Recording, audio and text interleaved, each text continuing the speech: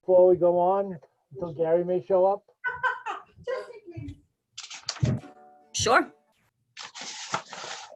All right, Dan, do you have any problem with these minutes?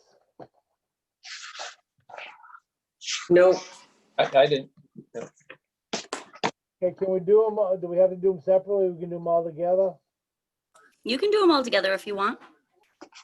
All right, well, I had no problem with any of them, so why don't we make a motion to approve the minutes of July 8th, 17th, and August 12th?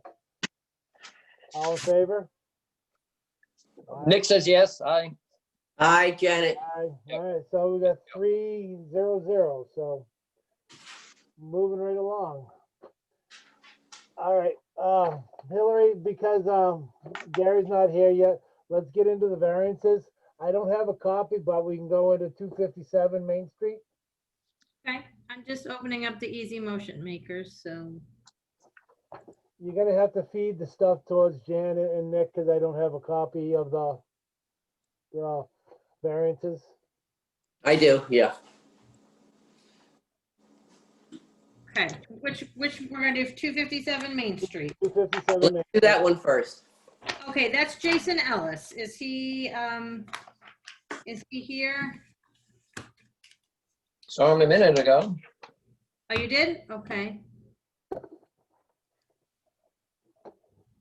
I don't see him on there, but I'm gonna just send him a message and let him know we're meeting. So if we want to move on to the next one. All Want to right, go to 51 Mill Hill Road? Yep, that's fine. Okay. I don't get that one either. All right, 51 Mill Hill. Yes, Jason. You see him? He's here. Yeah. Maybe mute. There he is.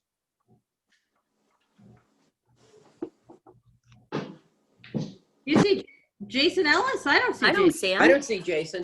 He was just up on my screen. Weren't you just talking to him, Janet? No, I hope not. No, she was talking to Scott. I hope I'm still on the bus. Oh, my mistake. I was mistaken, Jason. Okay. was Scott. Well, in any case, I just texted Jason. We'll move him to the end. Let's move on to David. Well, we'll get there. We'll get there somehow. Yeah, let's move on to David from Felco and 51 Mill Hill Road. Okay. Go ahead, David.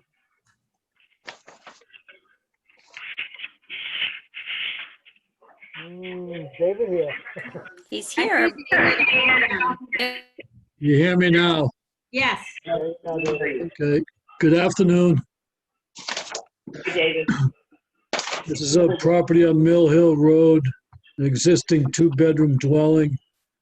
Very small lot, 2,400 square feet. Has an existing well. We're going to keep that. Propose a leach area towards Mill Hill Road. Try to maximize the distance from that existing well. Because of the well and the variances, we're going to use an Advantex treatment unit to a leach trench. We need several variances, basically property line variances, cellar wall, and obviously the variance to the well to the leach area, which is 44 feet, we're going to provide.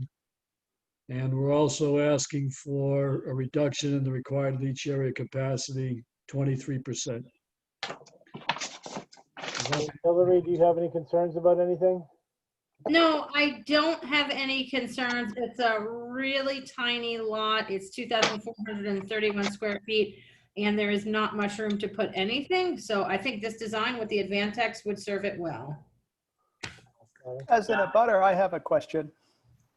Yes, go ahead, please. Identify yourself, please. I'm Joe Scanlon. I'm parcel 97. No, 94, sorry. Actually, do you have any kind of a drawn plan of the leaching field? Because I couldn't get it to be 56 feet from the well nowhere on that lot. No, sir, that it's 44 feet, and we're asking for the variance of that number. We're providing 44 feet from the well to the leach area.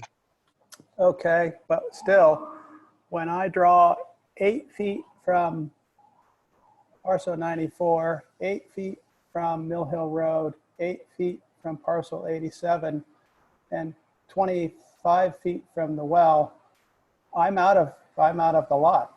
I just would like to see a drawing, that's all. The numbers you were reciting from the variance letter, I believe, or whatever you have, Yeah, that's the variance that we're asking for. It's not the actual distance, it's the variance we're asking for. For instance, we need, supposed to be 10 feet from the lot line. We're providing 2, so that's how you get the 8 feet. oh, I see what you mean. Okay, so 2 feet from the lots. Yeah. Yes, I seem to recall that when the McFeely property, 87, sold, that there was some conversation between the Grosses and the new owner about having having an easement to the east. That's nowhere in the plan or the discussion. we can answer that if you'd like. My discussions with Mr. Gross was, he tried to get a permission from that abutter to put his well 100 feet away from the leach area to remove the requirement for the alternative treatment, but he wasn't able to my knowledge. Okay. Well, yeah, I talked to Bernie a number of times. My problem is I'm on exactly 1 acre. And if I turn over land, then I'm fall under an important line. I don't think I'm following this discussion. Are you concerned about the well on the Locust property? I was just concerned in that I didn't see how the numbers added up, but I understand now that I was looking at them backwards, so that's okay. Yeah. Yeah. Okay, so that's fine.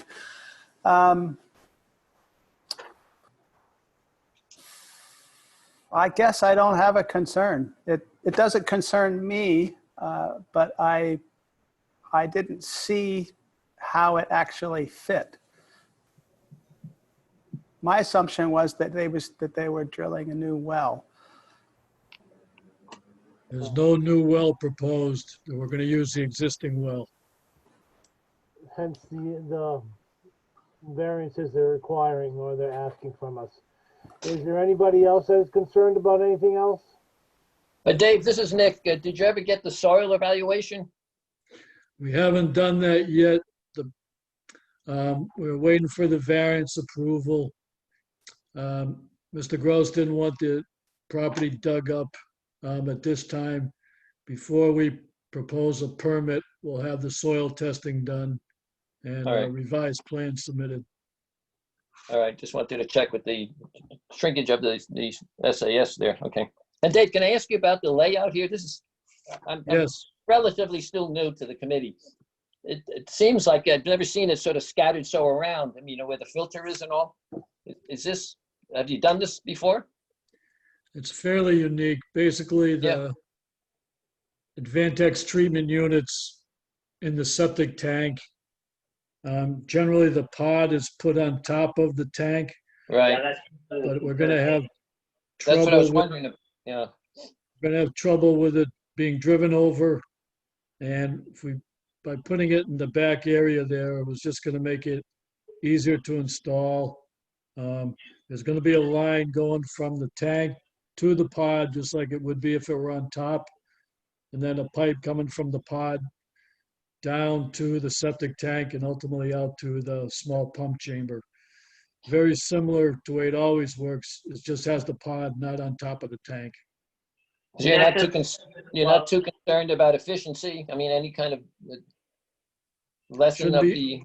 the, No, it shouldn't be any difference. It's just Okay. basically the piping is going to be a little longer, but that's Okay. all. Okay, I'm not, certainly you're the expert, but I was just curious about the layout. It seemed unusual. Yeah, I understand it now, David, but I seeing the pod where it was different to me, so it just got my attention. So the flow and everything else is fine with that location, right? Yes. Okay, thank you.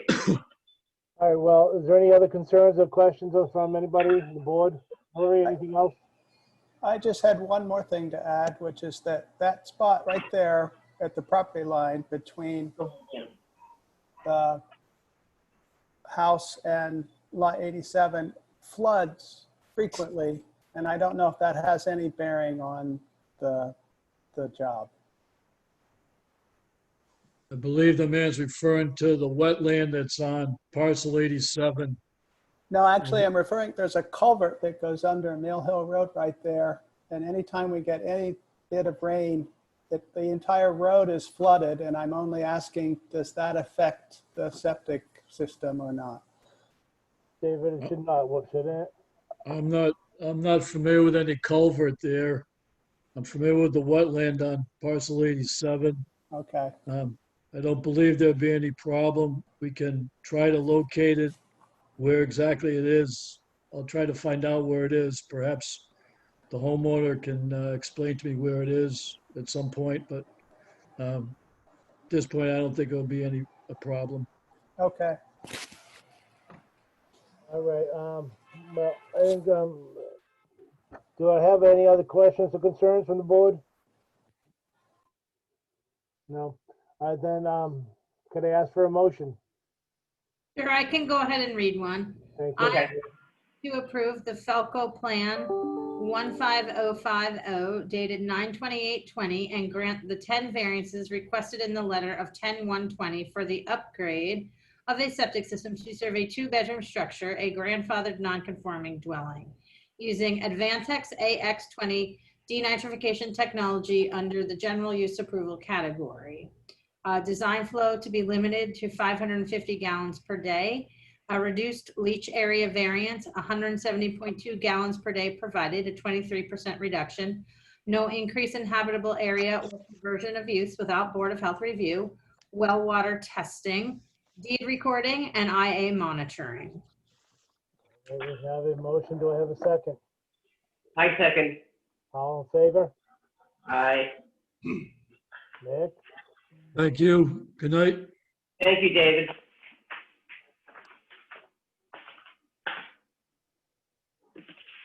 All right. So, Jason Ellis, yes, no, maybe. So Jason Ellis is not coming. That plan we already approved at a previous meeting, and it was just a carryover, so it should have come off the agenda. So he is not coming. Nothing has changed there. Okay. All Sorry. right, well, again, I don't have there's an update on some of the variances. So what is the next one we have going? The next one we have going is Ryder and Wilcox with 164 Cliff Road. Okay. All right, I got that. All right. Can you get me something to eat? Hello, this is Andy Grover from Ryder and Wilcox, representing Bob Boringer and his property of 164 Cliff Road. Can everyone hear me okay? Yeah, fine. Okay, thanks. This property has an existing 4-bedroom dwelling located on it. It was constructed in 1955. The lot contains 5,799 square feet of upland, and it's bordered on the east by an eroding coastal bank and the Atlantic Ocean. The existing septic system on site is comprised of an amphidrome, IA treatment tank and reactor, a pump chamber, a distribution box, and a concrete chamber and stone soil absorption system. This system was designed, approved, and installed in 2006, 2007, and it was sized for 4 bedrooms. The proposed project that we're before you with includes constructing a new foundation for the dwelling further west, away from the eroding coastal bank, and moving the dwelling onto the new foundation. In doing this, we're also proposing to replace and relocate the IA tank components of the existing septic system further west, away from the eroding coastal bank. Replacing the amphidrome tank and reactor with Biomicrobics Microfast treatment tank and connecting it to the existing soil absorption system. As proposed, the septic modification for this site is an environmental improvement over what exists, as it removes septic components that are close to the eroding coastal bank. The existing tanks are about 8 feet away from it, and it replaces it with new components at a greater distance from the bank, a distance of 43 feet.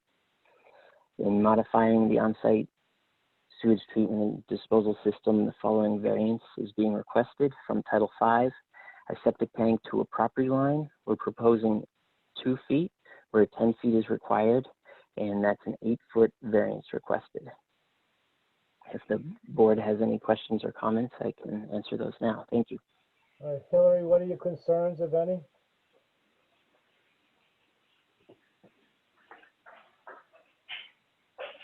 Hillary? You're muted still, Hillary. Sorry. Sorry. I don't have too many concerns. It's just a partial change because the dwelling is being relocated and they're changing out the technology, which is great because the current technology isn't functioning so well. So I'm encouraged by the changes, actually, and I think it will go good with the movement of the house. And I'm glad the IA is staying. Yes. Okay.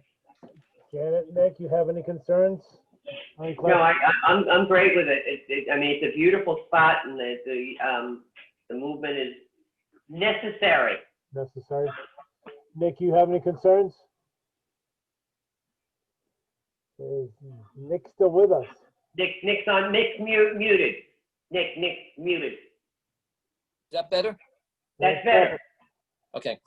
No, the property line 2 feet. What is to the south? Is that, because we were there, it's just like a lot of vegetation. Is that private property right next door? Is that seashore? Go in the fridge and get a yogurt. Give me something to eat besides vegetables. I believe that's Besides vegetables. seashore. Seashore, yeah, 'cause I was just, okay.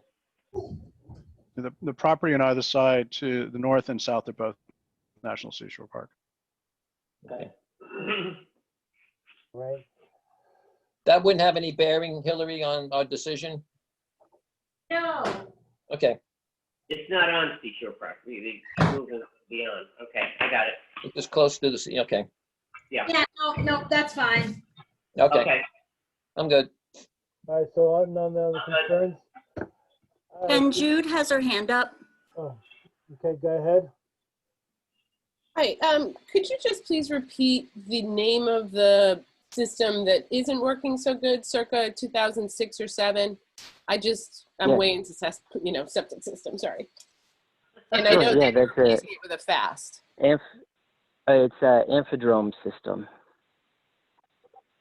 It's one, I haven't seen many myself. This is the first one I've seen.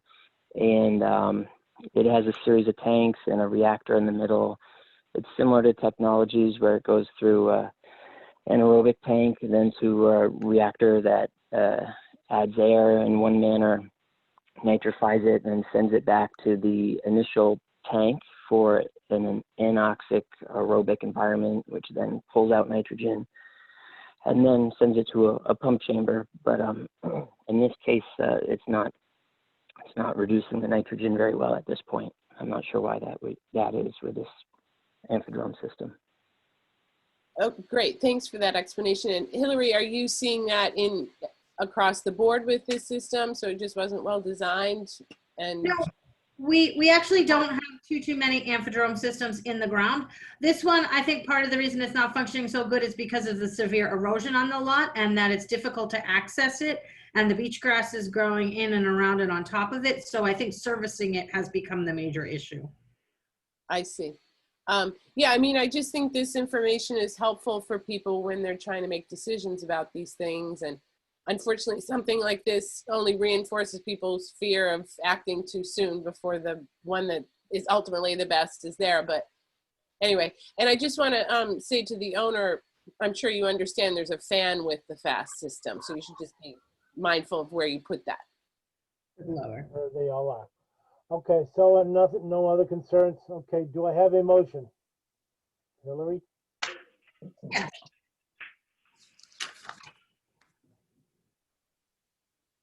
Hold on one second here.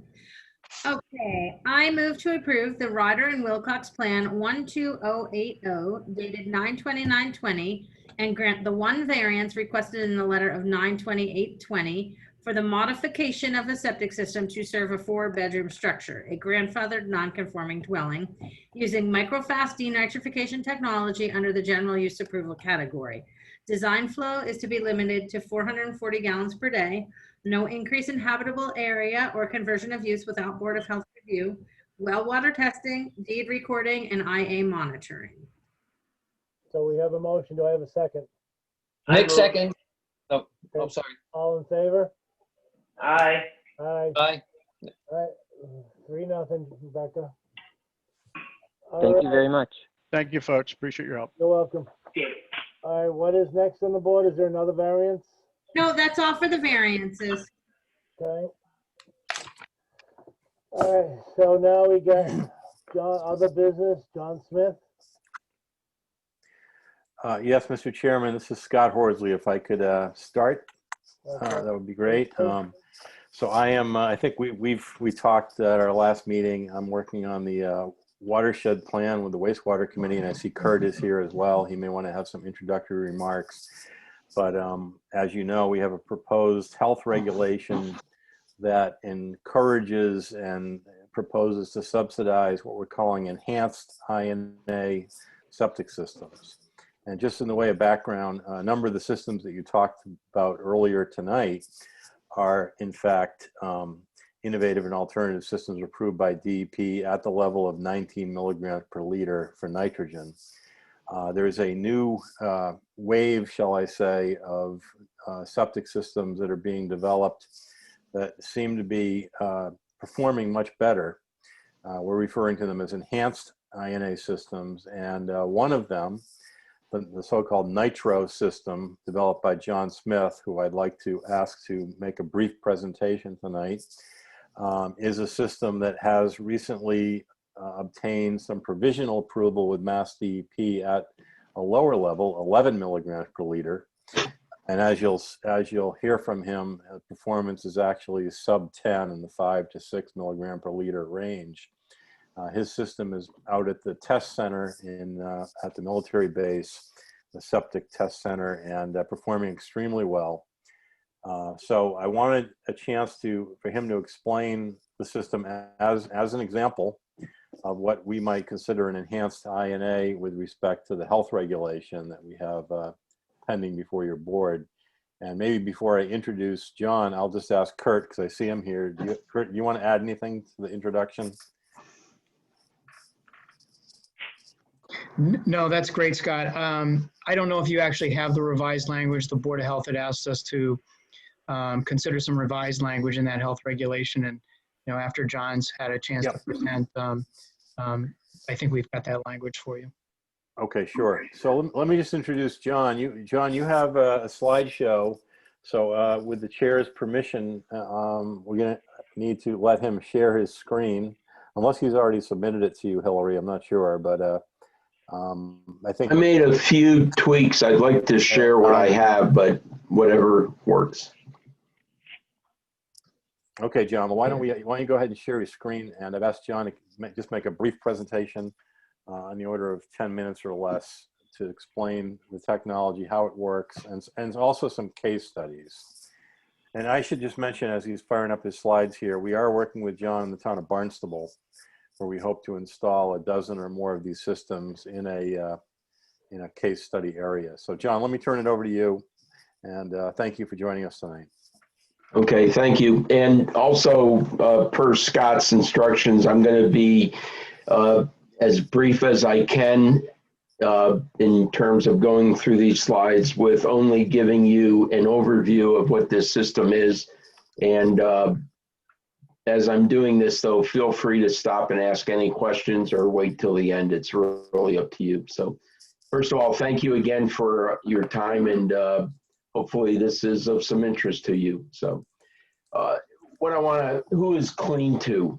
This is the company. We're a startup company that started since 2016. and established a presence on Cape and Martha's Vineyard. I'm actually right now located on Martha's Vineyard, where we've installed 14 of these units, and we've also installed 4 units in West Falmouth on Cape Cod.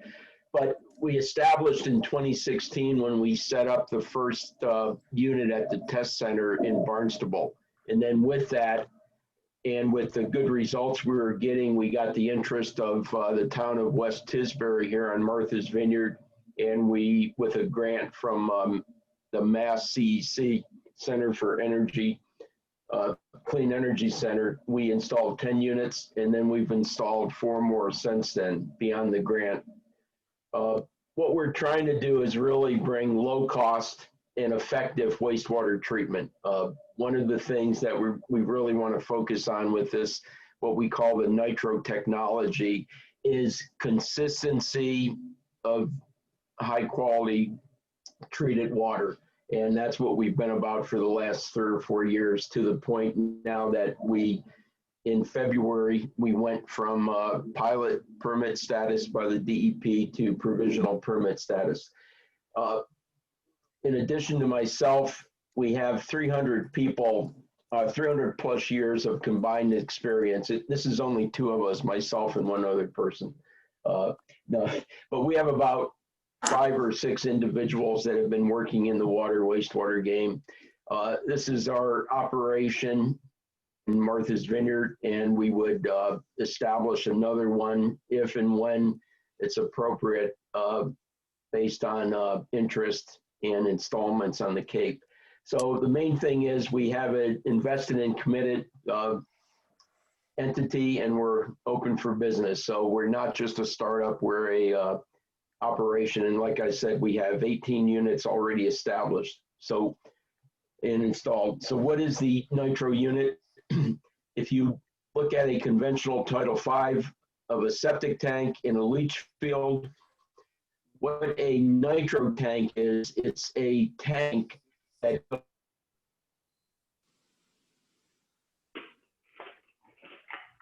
John, you still with us?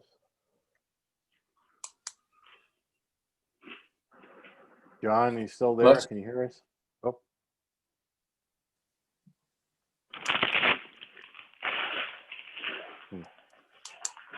I think he froze. Scott, do you know if he does the operation and maintenance on the systems, or are there other folks that do that? He's been assisting with that, but I believe a DEP is requiring a contractor to go out, an independent contractor to take samples and whatnot. But I know that he's been providing input to that and is interested in assisting with that. Did we lose him? I'm so sorry. Seems like it. Maybe he'll come back. I'll let him back in as soon as he's in the room. Could you help me out, maybe Kurt or Scott? Could you define for me provisional approval by DEP as opposed to full approval, and what the ramifications of that are? I'd be happy to, Janet. So there's actually 3 levels of approval under the Innovative and Alternative Septic Program. The first one is pilot. And you're allowed, I think, up to like 3 to 5 systems, at which point DEP makes a decision whether this is worth continuing or not. In John's case, nitros, they made that decision. Then you're allowed up to 55, I believe is the number, and there's a 3-year prove-out period, at which point a decision is made to go to general approval, which reduces the testing requirements and makes it more generally available. So John is in that second step, and he just okay. And where is he in the second step, Scott? Well, I think he has 18 systems installed, 55. And so he's about, I guess he's about 1/3 of the way there to general approval. I'm sorry about that. I don't know what happened. So. Hey, John, welcome back. Why don't you just go ahead, we'll fire up your show. I was just explaining a little bit where you're at in the approval process, and mentioned that you have 18 systems installed. Okay. And I'll let you take it over. Go from there. Go right ahead. So this is the nitro system, and what it is a similar concrete tank, and has 2 different chambers, and it's placed between in the gravity flow path of a septic tank and a leach field or leaching pit. And so what this tank does we have two chambers. One is where we aerate with a small air pump, 120 watt, very quiet air pump that is also tied into remote sensing to let us know that the pump is functioning. And it sends an alert if it is not. And so that aeration then provides the oxygen and mixing in the presence of limestone to convert ammonia nitrogen to nitrate nitrogen.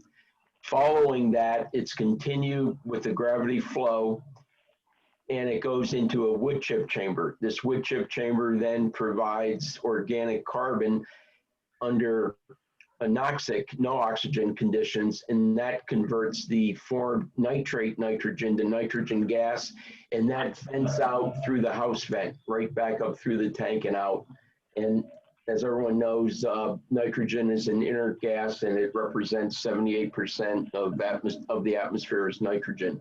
So this is the system, and again, it's a concrete tank. This nitro tank is really a supplement, and it can be done as a retrofit. That is, if the need is there, we can place this nitro tank in between an existing Title V septic and an existing Title V leach pit that passes inspection.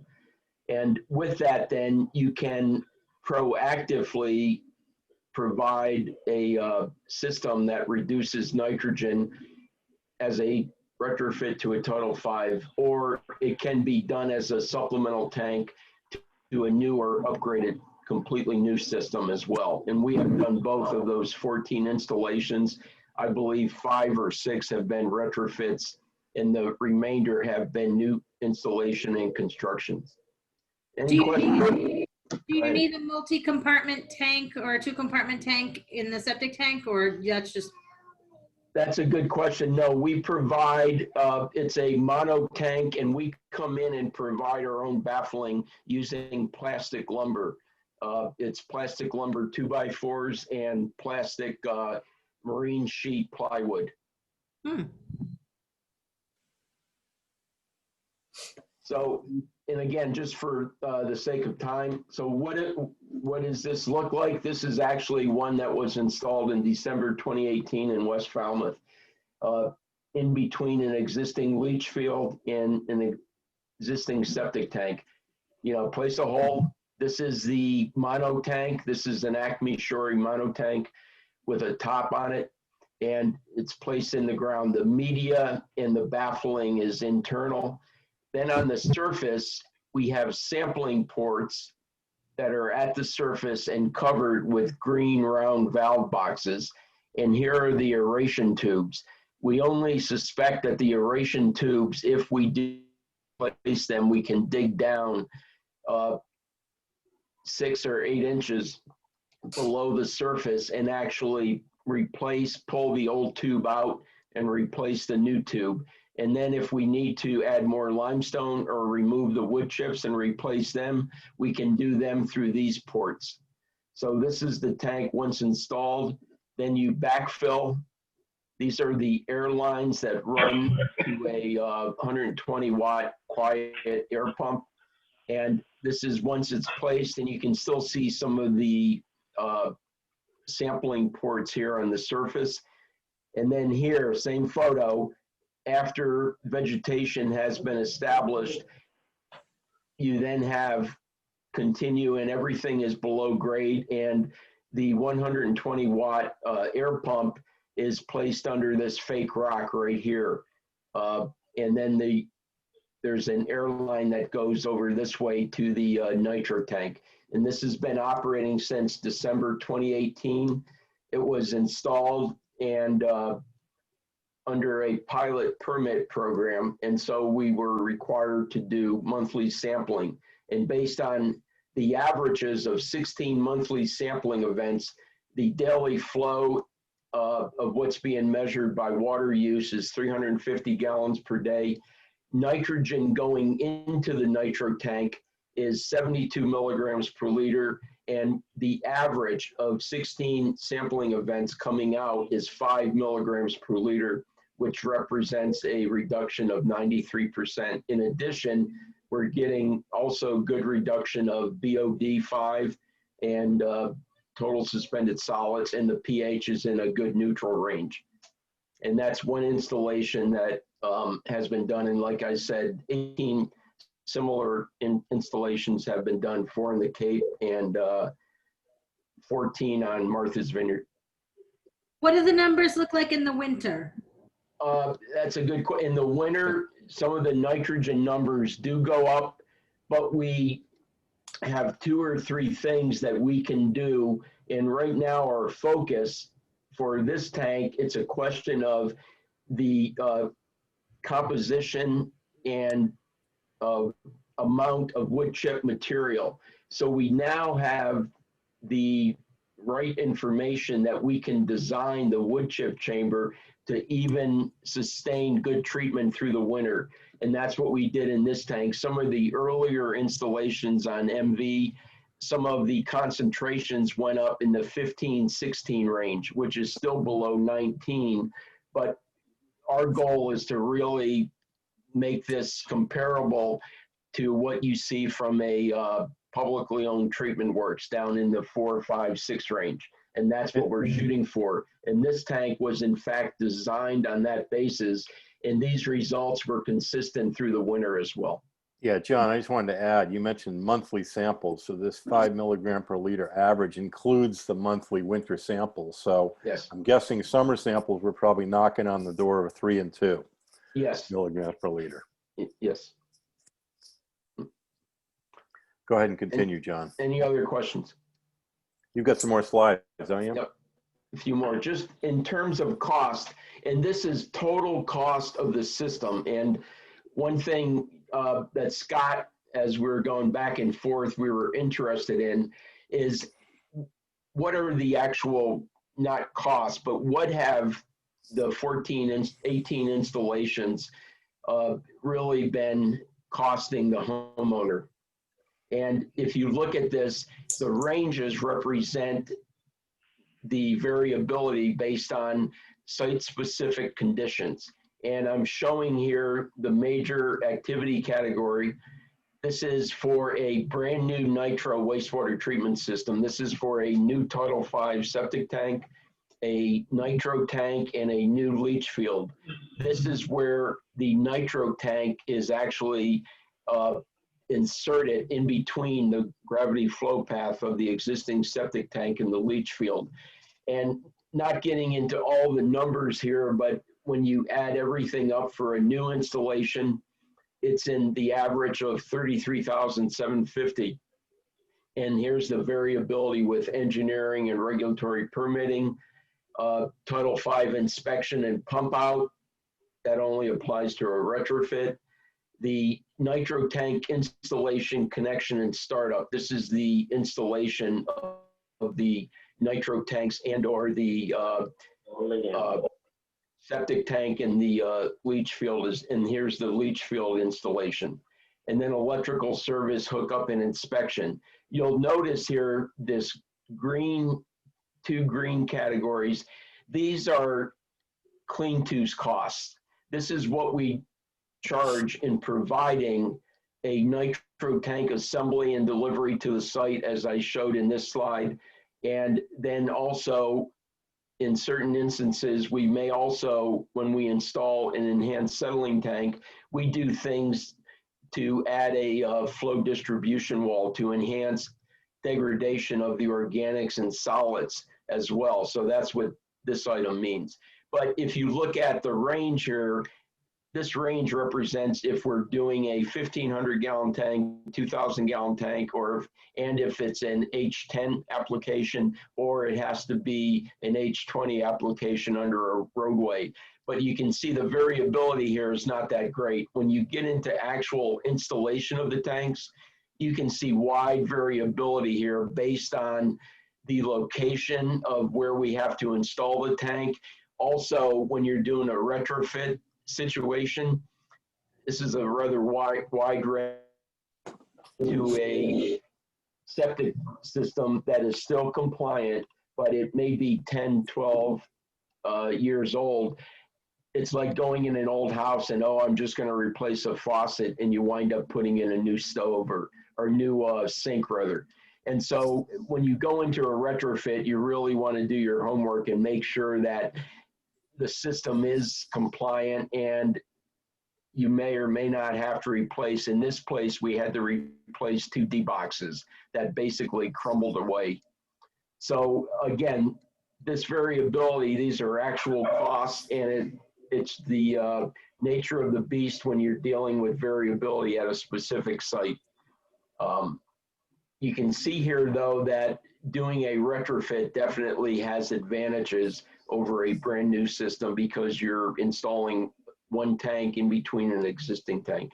But again, the ranges are, and these costs and prices are reasonable with what was recently established by the Buzzards Bay Coalition. They issued a report, comprehensive report of multiple IA systems they've installed in the Buzzards Bay area. And actually these average costs are $5,000 or $6,000 lower than what they cite for other IA systems. And again, landscaping cost is not included, and as you all well know, is highly variable, and owners have their own preference on that. In terms of O&M, again, trying to get through this as quickly and not confusing, hopefully. What I wanted to do was say year 1 with provisional permit status, and then years 2 and 3. The reason I put years 2 and 3 is right now DEP requires under the provisional permit, you operate for a 3-year period. And then general permit status, assuming good results of through the provisional stage. So the reason year 1 is a bit higher in terms of site visits and sampling time is that we still want to make sure that the systems are installed well. So we have a few more 6 site visits in quarterly sampling, which is, this is for the analysis of the quarterly sampling. Also remote sensing. We do have to make sure and check on the remote sensing unit, and we have everything going to an Amazon cloud, and there's a charge for that.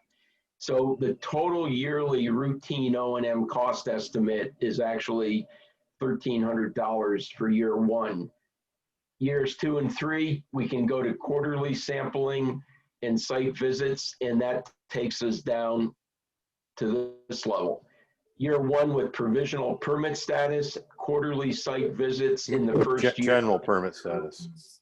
General permit status, I'm sorry.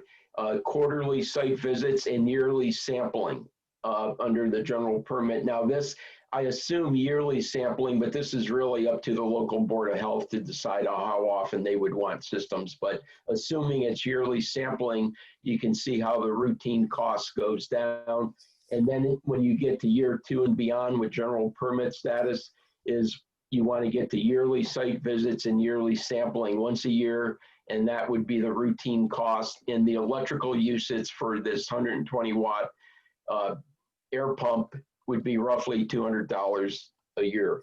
What's also from a overall perspective, non-routine O&M and the anticipated time frame, pumping out your septic tank, how often you have to replace the air pump, which is the only piece of mechanical equipment, aeration tubing if you have to, wood chips, again, 15, 20 years, and limestone 15, 20 years.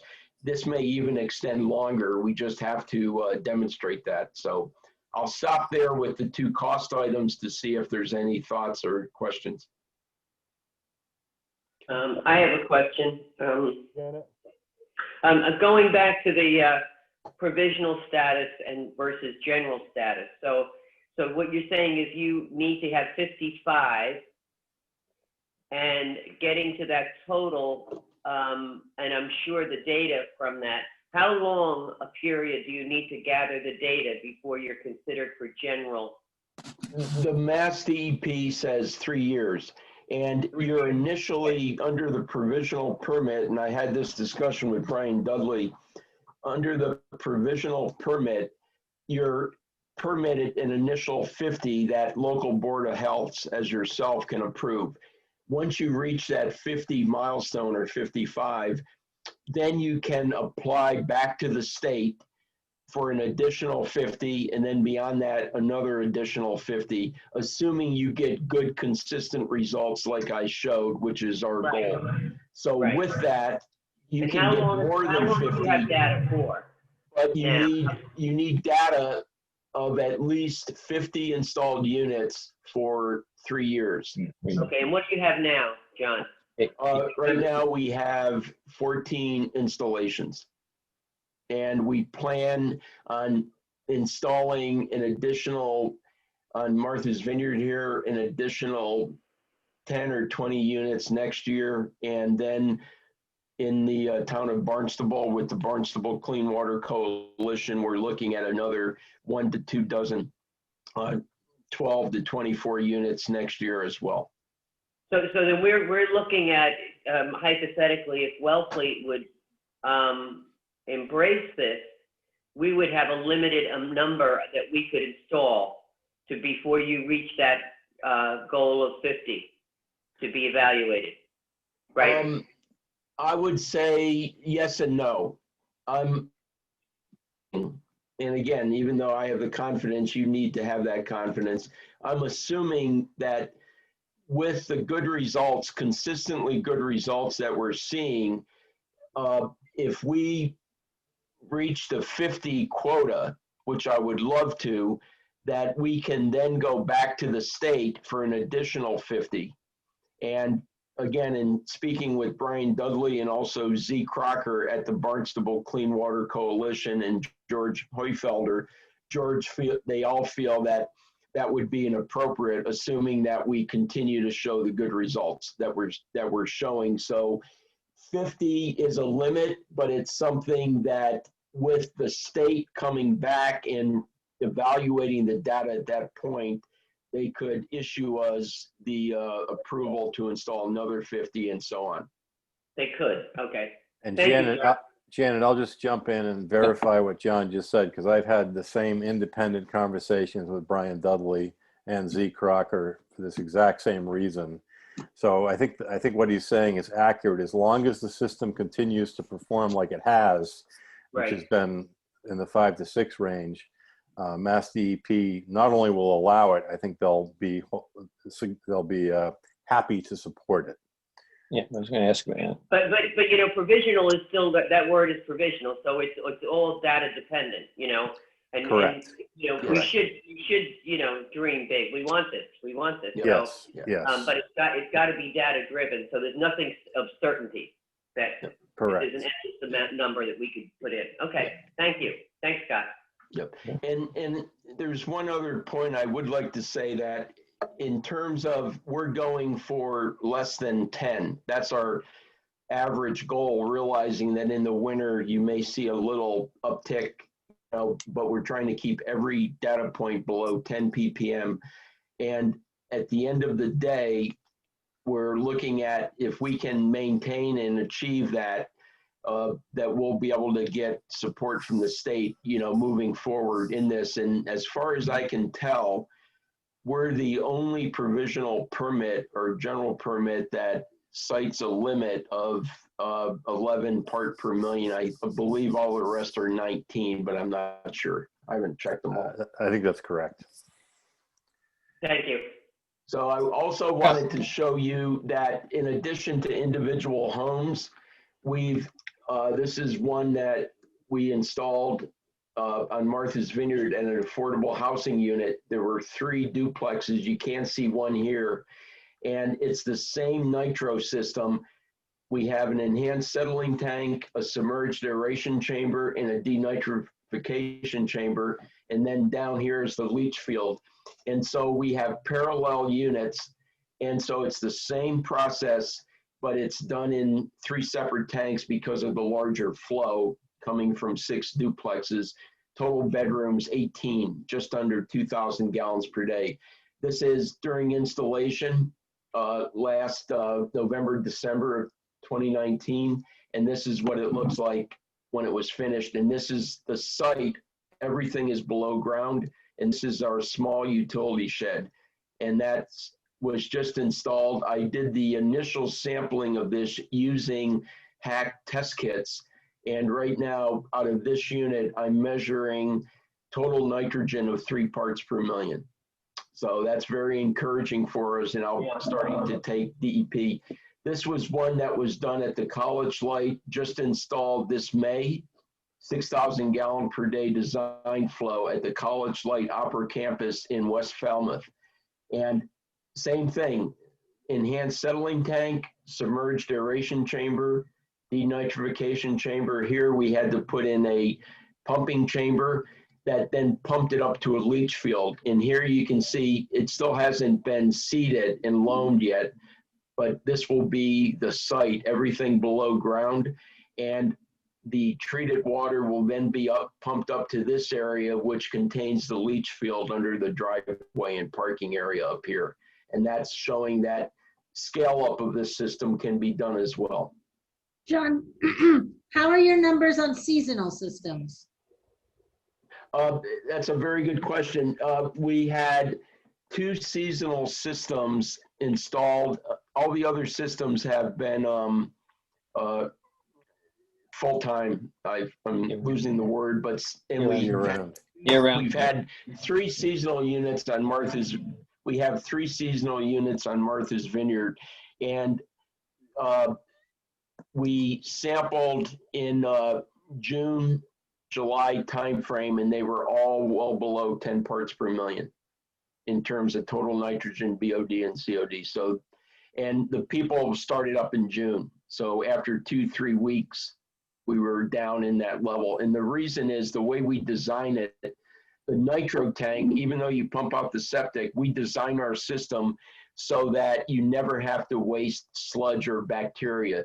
So what we do by keeping and maintaining a high bacterial population in the nitro tank, the bacteria are still there, they go dormant. So it's not like we pump them out and have to reseed them again. But once they get established, they then go dormant, you know, on a theoretical basis, but also from my experience, that's the case. And then once you activate them again with fresh wastewater coming in, as well as maintaining the pH in the aerobic or anaerobic anoxic conditions, the bacteria then after 2 or 3 weeks will come back on and perform. Any other questions? Just quickly, I want to identify the key stakeholders, many individuals. The town of Tisbury for first, I have to recognize them for putting in the first 10 units under the Mass CEC grant.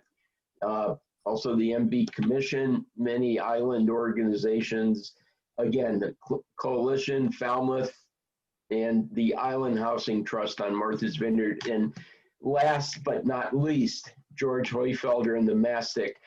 We have 2 test units at Mastic, and if anyone ever wants to go visit Barnstable near Joint Base Cape Cod, and we have 2 units that continue to operate, and they've been operating for 3 years now with very little maintenance and still maintaining good results. And by having Mastic and being able to run these 2 test units and test them and challenge them and do optimization of them, we've been able, I feel, to enable the accelerated commercial development by 3 or 4 years.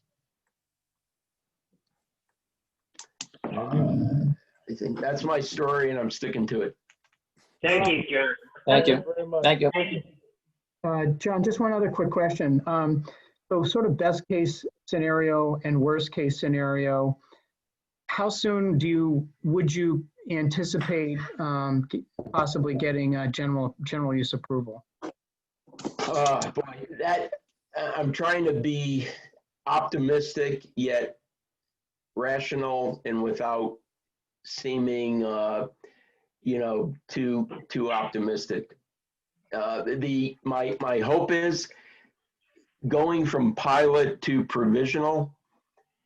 We were required under the pilot permit, you're required to install 15 units. And then with those 15 units, you have to run them all for 18 months. we installed only 10 units. And with those 10 units, we were getting such good results that we had support from the Tisbury Board of Health, the Barnstable Clean Water Coalition. George Hoyfelder was not, he was supportive, but as you know, George does not endorse any, but he gave his unbiased opinion. And because of that, we were then in discussions with Brian Dudley, we were then allowed to submit for provisional permit status with only 10 units in and only 6 units operating for a, say, an 18-month period. And so going from provisional, so with that said, in installing these additional units next year, that if we can continue to show, which is our goal, levels consistently below 10 and averaging in the 4, 5, 6 range, my hope is that there would be support enough to give us general permit status, but I cannot speak for the DEP or anyone else. And, you know, please don't take this as me being overly confident or anything like that, but I'm giving you my best case scenario that as a innovative startup company to be able to move to general so we can actually start operating, you know, as a real company, not that we're not now, but it's, you know, we're a startup company, and being able to continue to accelerate the growth of the company is where I'd like to be. So I asked Scott, any other comments on that you may provide, and feel free to contradict what I just said as well. No, well, I will, you know, John, I've spoken to Brian Dudley about this, and Z Crocker and others, and we've been involved in a number of Zoom meetings with Mass DEP in general on this subject. And I think it's fair to say that they're supporting the development of these technologies and really do want to work with the towns who have this need. So I believe, as you've indicated, that there may be a chance to do this in less than 3 years. I know that one of the discussions was, instead of quarterly sampling, if there's more monthly sampling, that might be a consideration in terms of expediting the approval. But you know, I'm with you, and I'm an optimist, and I think that there's a chance that this could be done in less than 3 years. And again, please keep in mind that provisional status means that we can use this today, and arguably should be using it today. It's one of the best available technologies. There are others out there, but I think John's system is performing well. So I wanted to have you hear his story, which I think is a good story. But I would do appreciate that. Hillary, where do we go from here? Any more questions, Paul? I would say if anybody in the public or on the board has any questions for John, we can take them. Jude has her hand up. Hi, thank you. That was a great presentation. It does sound hopeful. But could you speak a little more about the wood chip situation and needing to replace them? You kind of alluded to figuring out some issues, and you know, you claiming that they don't need to be done for 15 and 20 years, but then needing to do it through that one tank. I'm just wondering if you could explain a little more about that. Thanks. Yes, happy to. One of the issues, going back to this is the wood chip chamber.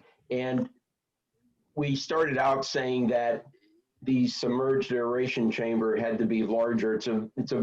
It's a very good question, and hopefully I don't get in the weeds here too much, but what it comes down to is that as the wastewater flows through, and depending on the concentration and flow rate, that is the mass of nitrogen that comes through the system and goes to the denitrification chamber, you need a certain mass of wood chips. And what we've done with the 14 units and also the mastic units, where we've varied the flow rate in summer and winter operation, we know the rate of denitrification based on the mass of nitrogen coming in. So by now having a better idea of what this is, the rates, we can then make the denitrification chamber larger or smaller. For example, going for a 3 to 4 bedroom unit, that can be a 1,500 gallon tank. If we're going to a 5 or 6 bedroom unit, that can be a 2,000 gallon tank. If we know that that 6 bedroom unit is not really just 6 bedrooms, but it's a garage with 2 bedrooms over the garage and an apartment and another 4 bedroom house, we know that we may need a 3,000 gallon nitro tank to provide that wood chip capacity, so that as it comes through, there's enough organic carbon and enough retention time such that the nitrate is removed to the level down below 10 parts per million. Because when you get into the actual data of nitrogen out, the ammonia is very low. It's really the nitrate, and that's a function of the wood chip capacity. To answer your question of years, when I first met and worked with George, I asked him, I said, what's the longest the wood chips will last? And his initial comment was 40 years. And now he's backed off on that a little bit, being, more realistic. And now he's saying anywhere from 20 to 25 years, the wood chips will last. The longest a wood chip chambers have been installed for, I want to say surface runoff, if you will, low nitrogen, the wood or field runoff, the wood chips have lasted 15 or 20 years. The reason they last so long is they do not compost. This water goes into the tank and goes out at only a 3-inch delta drop. So the wood chips are constantly submerged. They do not compost, if you will. So the wood stays intact. And based on going back to the Mastec units, if you dig down chips, they look fresh as they were 4 years ago. And the reason is it's under anoxic conditions. And it's like logs that are buried in swamps. They stay intact and they don't decompose. So that's the issue of the wood chips. We also make sure we try to use majority of oak wood chips, as they also structurally are stronger and do not break down as much as, say, a pine wood chip or something else like that. So I hope I answered your question. Yes, thank you. Thank you, John. All right, Hillary, I just have one more question. Is it easy enough to source the oak wood chips down on? Is it easy enough to source the oak wood chips down on the Cape? Oh, yes. In fact, I've talked to some installers and they say they'll give them to me. But right now, we are getting them from Mashpee. Giovanni is a big tree supplier, and they have a big operation, and we get what they call forest fresh. And that's, they tell me, is 60% oak and remainder is other materials. One thing I also want to say is when we set the company up and the way we're operating, we try to use local.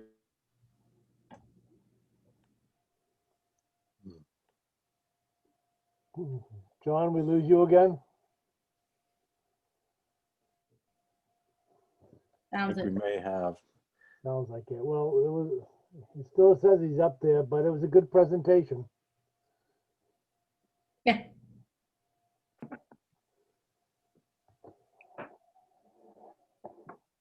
Ken, could I ask Scott a question? Go right ahead. Scott? Yes. You mentioned about at some point, you think the state may actually be willing to set up some kind of incentive program. Was that right?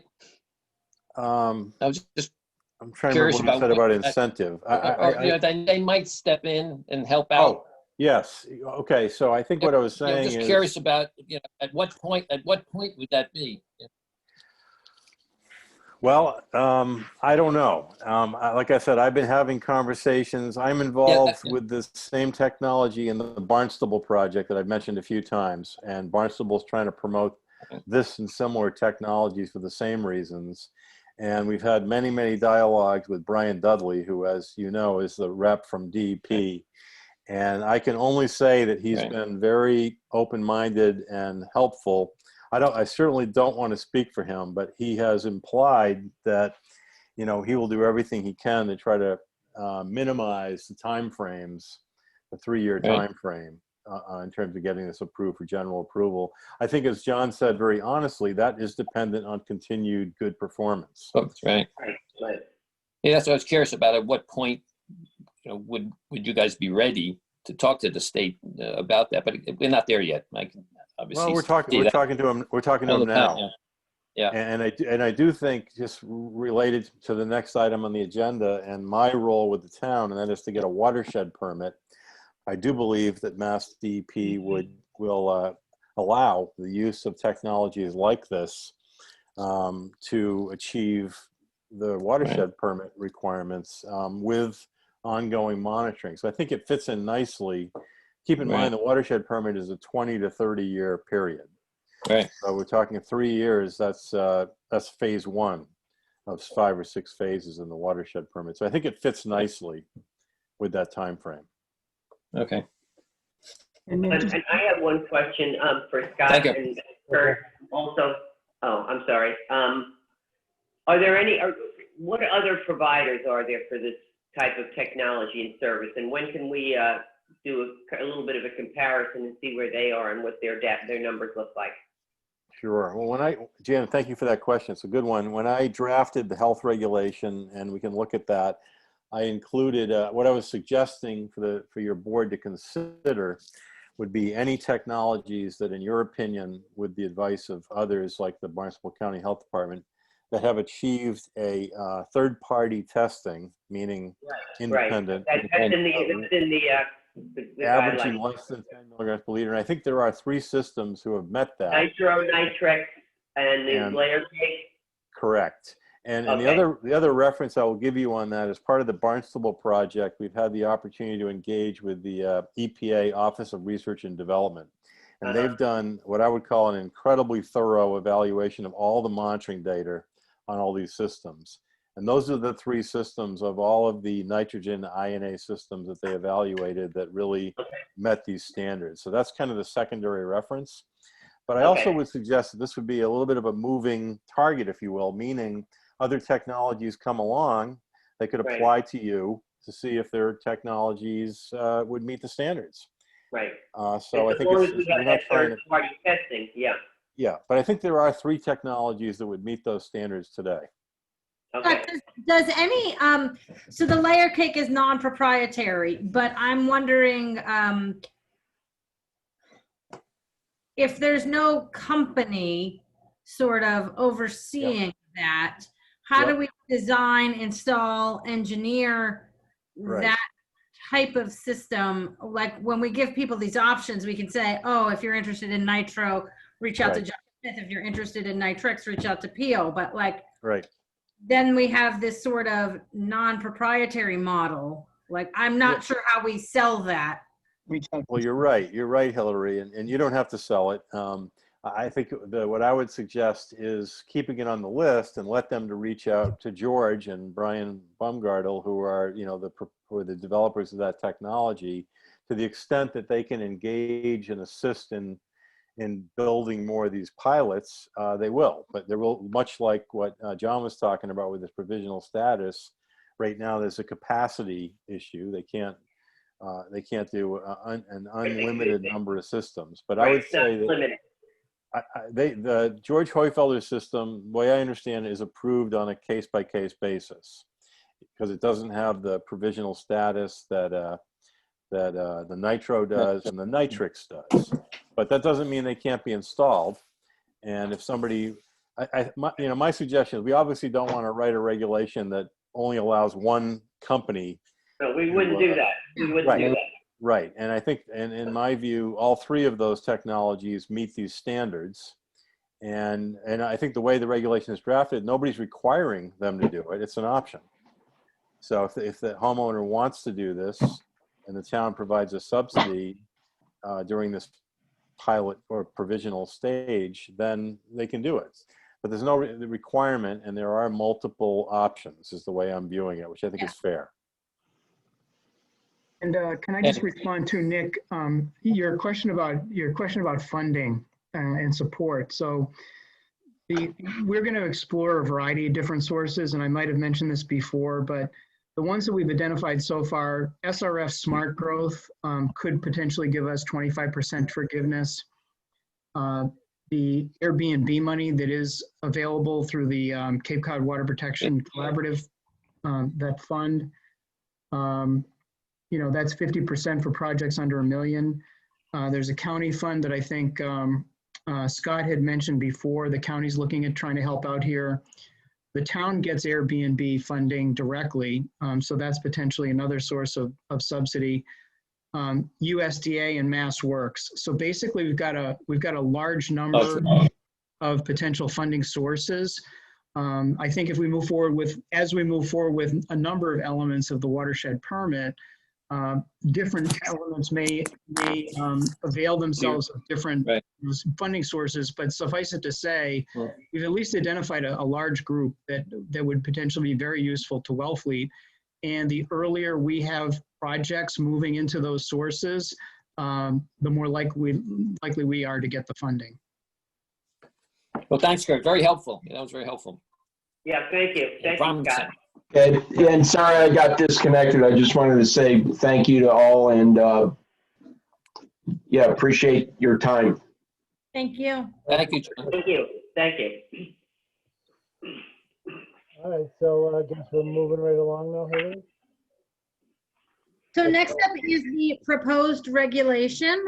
We looked at a regulation at our last meeting, and we wanted it tweaked a little bit. So Scott went back to the drawing board and added in a new portion, which, can we share that on the screen? Yeah, I can. I have it here. If I can share my screen, let me see if I can do that. Yeah, I got it right here. Let's see if this works. Can you see this? Yeah, perfect. Yes.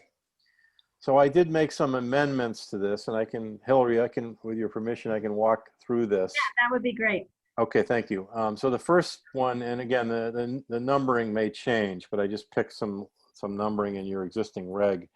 So 608 really hasn't changed much. Essentially what it says is within the Wellfleet Harbor embayment watershed as identified by MEP, which, as you all know, is a good part of the town, that an INA system would be required. And this one would be all of the nitrogen INAs that are rated at 19 milligrams or better. And listening to your last couple of Board of Health meetings, I see that you're approving these fairly regularly. So this is not a huge change, except that it would be, essentially required for everybody in the watershed. The second provision is almost the same as before, but I did change the number. You heard John Smith talk about 12,500. I had $10,000 in here before because that's what I was understanding his system and some of the other systems would cost in terms of their components. So I upped this a little bit to reflect some more recent cost estimates. I've been pushing John and others to provide not only their own estimates, but case studies, actual numbers installed. And that's, so based upon that, I increased that number to 12.5. And as you can see in here, my thought is that the Board of Health has the ability, independent of DEP, to be more restrictive. And I think with Barnstable County Health Department's advice, and we've had a recent discussion with them that suggests they want to really engage with the town on this, that you could certify essentially which systems you want to see meet this requirement where you offer the subsidy. And as we were talking earlier, I think the 3 systems that are out there now, in my mind, would qualify for this, but I would defer to the county health, the Mass Tech program, who has all 3 of these technologies on site and been testing them. So that's what the second paragraph deals with. The third paragraph I did amend because what I had given you before, or the second time I think we talked, was a question came up about what happens if you require a property owner to put in an INA system and then ultimately the town builds a sewer. And this is a question that many towns have dealt with. What do how do you require them to hook up or not? And there is some flexibility there. Originally, I had provided some language from the town of Chatham who had gone through this, and they provided a 10-year grace period, meaning if you put an INA system in and then the sewer came, you could retain your system for 10 years. And I think based upon discussion with Hillary and others, maybe we want to make that even more broad here for Wellfleet. So I've made it more general, which essentially says anybody who's put one of these in can continue to use it as long as it continues to work with the ongoing blessing of the Board of Health. And I think that makes sense. What we're hearing, I think, from John and others is that these systems seem to be performing equally to a conventional municipal treatment plant. So I don't know why, out of fairness, I try to wear multiple hats thinking about this. And now I'm thinking as a property owner, if I spend the money to put one of these in and I'm getting the 6 milligrams per liter, how am I going to agree for the town to require me to spend a lot of money to hook up this sewer to get 6 milligrams per liter at the municipal treatment plant? So it strikes me that it might be better to make this more flexible and allow those homeowners to continue on that system if they want to, as long as they can continue to provide the basis that this system performs. On the other hand, if you do have a town sewer and the property owner wants to hook up to the sewer, I think you can certainly allow that.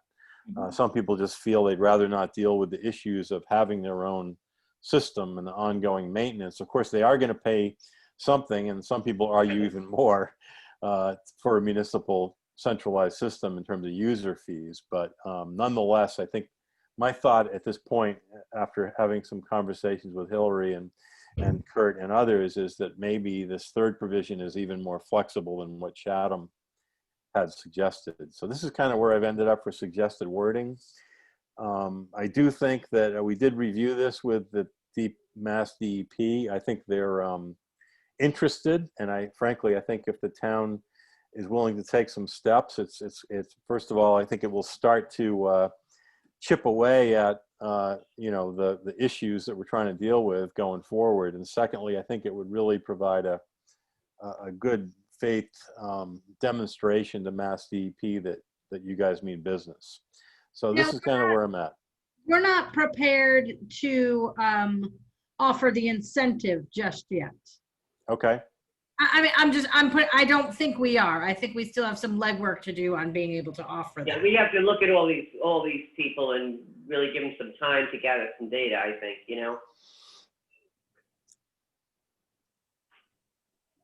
And we have to be careful about number 610 too, because we need to show in dollars and cents. What does that mean? It sounds beautiful. It sounds very utopian, like, oh, okay, I got an IA, it works, and I don't need to catch up to the sewer, hook up to the sewer.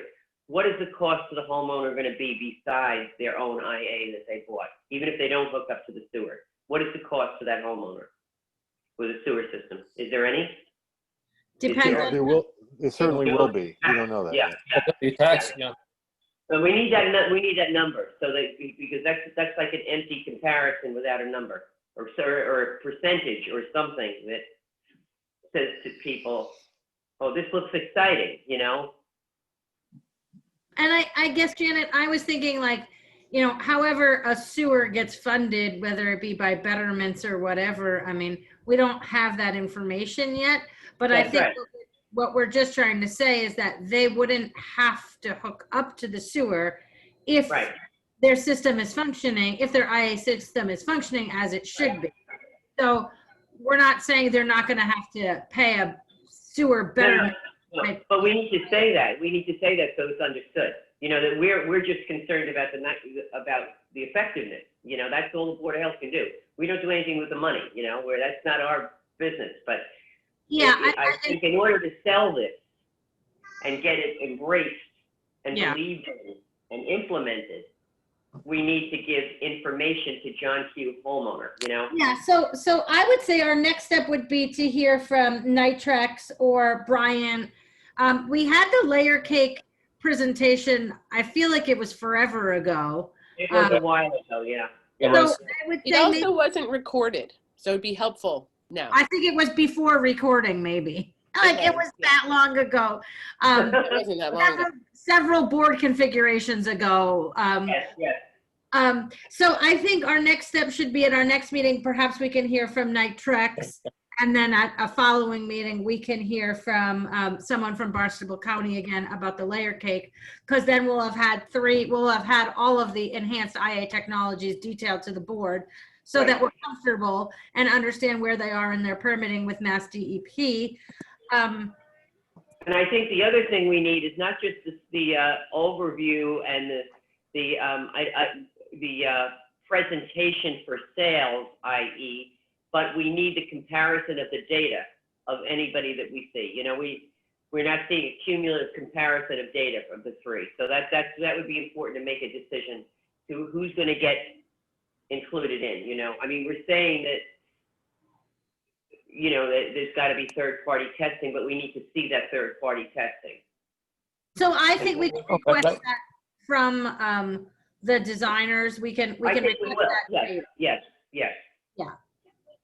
And because like I think John showed us tonight, he said, here's the average, you know, they have the numbers because they have to give that to, so they have to submit that. Yeah. So we could certainly.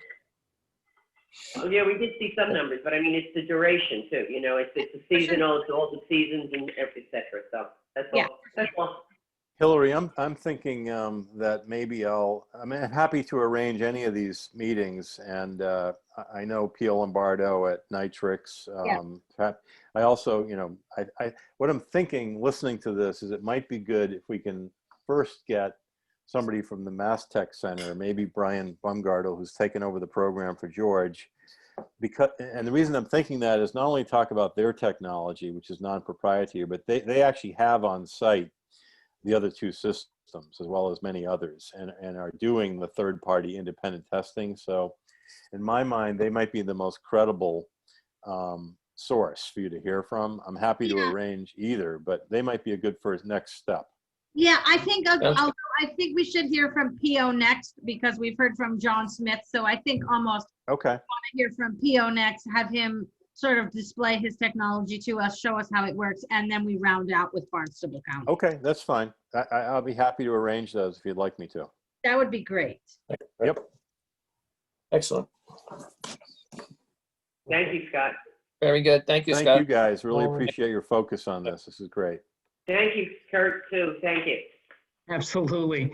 I'm just excited. My hope is that we can, you know, get to a point where we can, you know, get to a comfort level with a reg. You know, looking at the language, I think most of what Scott had mentioned kind of, you know, the language is broad enough, it seems to me, to address a lot of the concerns that you'd expressed, Janet. You know, and I think it's great to get the other folks in here so that obviously they're mentioned in this reg, you'd want to hear from them, and that makes perfect sense. Right. As far as the incentive, you know, I don't know. Do you folks have, I mean, some thoughts or suggestions? I mean, this is obviously this is a bogey to look at, something to work with. It's an idea at this point. What would you think would be the best way to go about trying to nail that down? I'm not sure any of us have an idea.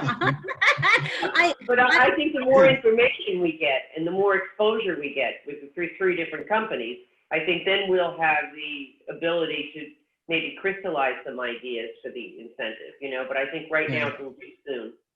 But I think we need to know where that pot of money is. How do we that pot of money? I mean, in my mind, it doesn't matter whether it's 5 or 10 or 15 or, you know, pick a number.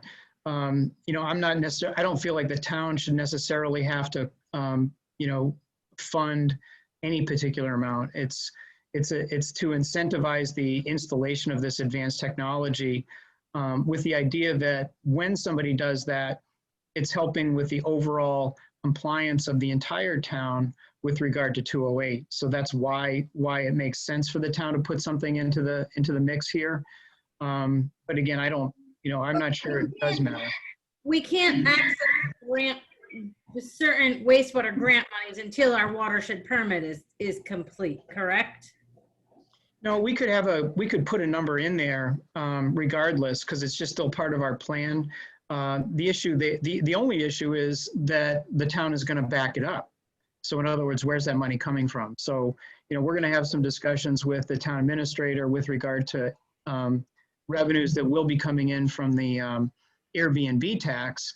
But obviously the town has to make a commitment. Somebody's got to make a commitment financially if we're going to offer that incentive. Yeah, and I guess does that go to town meeting? I don't know how we get at that money. That's the part I'm not clear on. I think for the incentive, it could either be through a town meeting warrant item that has to do with the overall plan. But right now there's revenues coming in from the Airbnb tax that exceed, I think, what we would ever be using as an incentive for this. And we haven't really gotten a commitment from the town administrator as to how those funds would be used. And I think the intention was to use them for wastewater.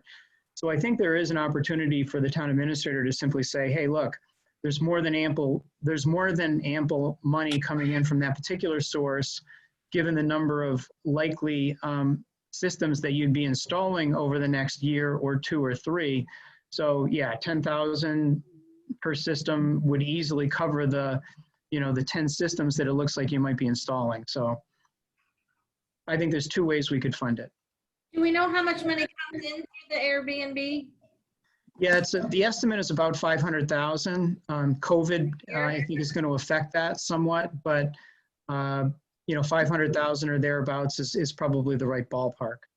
And do we know if the town has any of it earmarked for anything other than wastewater, or? No, it's strictly going into the general fund right now.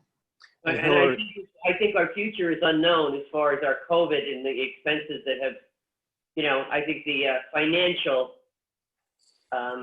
stability is a little bit unknown right now as a town, but I'm just going to throw that out as a thought. So. Well, that's definitely true, Janet. And I think there's going to be a lot of pressure to take that money and use it for general fund purposes. And, I think we as a group probably want to push back a little bit on that in terms of dedicating something to wastewater. Right. And this is actually a vehicle for doing that. And if, I have a Janet, if I question for may, you, Kurt. Where did you come up with that number, $500,000 from Airbnb? That was numbers that were coming from Dan Hort before he left, had given me just a verbal in terms of what he was expecting for revenue. From Airbnb? Yeah, from the town's portion of the Airbnb tax, yes. I find that very, I don't believe that number at all. I don't either. I don't know where. $500,000. You're multiplying that by.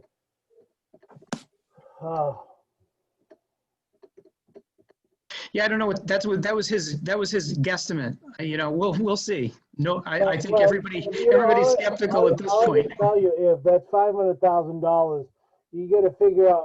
I'm trying to work with a left-handed calculator. It's not working right at this moment. But 12.45% on tax of people that stay here is never going to come close to $500,000 Airbnb. You'll be lucky. Maybe I think the motels when they were in full swing, maybe $110,000, maybe $120,000 in room occupancy tax. Airbnb is not going to be anywhere close to $500,000, and I'll guarantee you that right now. So just let you know. Perhaps we could ask the TA what that amount is. Yeah, and we'll ask the TA. It's hearsay right now. Right now it's hearsay. Right. Right. Very big hearsay. if I may. Go ahead, Scott. Yeah, thank you. I would just add a couple things to the conversation. I'll just tell you what I've heard. I do serve on the Cape Cod Chamber of Commerce Wastewater Task Force, and we've had Andy Gottlieb is the chair of that. And as I think many people know Andy, he's probably the authority on this. And he's been giving us reports on this exact question. And I hate to spread rumors, but the number that I've been hearing from Andy is about $20 million per year, the revenues, Cape-wide. I haven't heard any town-specific numbers, but I've heard that Cape-wide. I do think COVID has affected that this year. I don't know how much, but that was the number that was anticipated. The other thing I wanted to mention that I've also heard from Andrew is that the way this might work is that towns will apply to the county trust that's overseeing this funding for projects. And smaller projects, and I think the cutoff was about $1 million, might receive forgiveness of 25 to 50%, meaning it will be in the form of a grant. So all I'm suggesting, it might be, and I don't know who the Wellfleet representative is on that committee. Who is it? It's Justina. Justina Carlson. Okay. Well, I would suggest that we, and I'll use we in the broad sense here, talk to Justina, because there have been some recent meetings in the last couple months with this county group making decisions on how this money is going to be dispersed and some more accurate numbers about how much has been collected. So I would certainly defer to her and ask her maybe to look into this and get back to the town, because I do think Kurt makes a good point here that it is a viable source of money. I don't know how much it is, but it's something we should look into. Yeah, just I want to clarify something, and Hillary, you're probably trying to clarify the same thing. The money you're talking about, Scott, is actually the Cape Cod Water Protection Fund. Correct. That's a separate amount. In addition to that, the town has its own 2.5%. Correct. Yes, that's right. And that's what I'm talking about. Okay. So Like the there's $20 those million two, money. we actually have two sources there. You're right. Right. And the But I just county want to number is clarify 20 there's two. million. Right. I also heard, Scott, that the money for the Water Protection Collaborative Group there is not going to be doled out evenly across. Correct. So us on the Outer Cape really need to advocate hard to get some of that money to come out our way, because they're going to want to fund larger sewer projects in the bigger towns with bigger problems. So I think the sooner we can sort of get something into them that this is a project that we want to fund out here on the Outer Cape, we get Truro on board, then Truro and Wellfleet advocate for a pot of money for this type of work. Because, I mean, if we don't jump on it, it's going to go to the Lower Cape or the Mid Cape or whatever other part of the Cape that's not where we are. So, Hillary, you just said much better than what I was trying to say, and that's exactly right. That just the town should put their foot forward. Yes. It appears to me that you guys are committed to moving ahead with this watershed plan, and you're going to spend some money, and that's a very good source of money. So I think what you just said is completely, I agree with. We should figure out a project and have Justina as the point person get that in the mix, because the other thing I've been hearing is you're right. Some of it's going to go to larger scale sewering, but I'm certain that they're also committed to providing money for other alternative smaller scale projects. So I really think some of the things we're talking about Wellfleet would qualify quite well. and I guess for us, as all the more reason to continue drafting our watershed permit so that these things are laid out as viable options, so they can see that, we will accept an enhanced IA, a regular IA, or this sewer, and then we put that out and make sure our numbers work for our TMDLs before, anyone's going to give us $1, So I think we need to get behind this watershed permit and what it says. So, we got to keep forging ahead with drafting that, so we actually have the document. Understood. All right, well, I think we should stop moving along. You want to talk to Purple Bags? Are we get all done with this conversation for the day? Well, I think, I don't know, do we want to try and talk to Justina? Is the wastewater committee going to talk to Justina? I don't want us to lose sight of that, but I do want us to ask her to get a letter into that group, because I don't want to see us miss out on the funding. I have been talking to her about that, Hillary. Okay. Yeah, absolutely. So I don't know if the Board of Health is comfortable or would want to take a vote that we support this concept of this regulation. I would like to see if we could obtain funding through that group for such an effort. Yep. Absolutely. To my point. That wording is good. Yeah. Support the concept as of now, Yeah. I think so. We'd like to pursue Justina representing us, blah, blah, blah. And who gets in touch with Truro? How do we do that to make sure that we're I've been talking to Truro. joined a bit?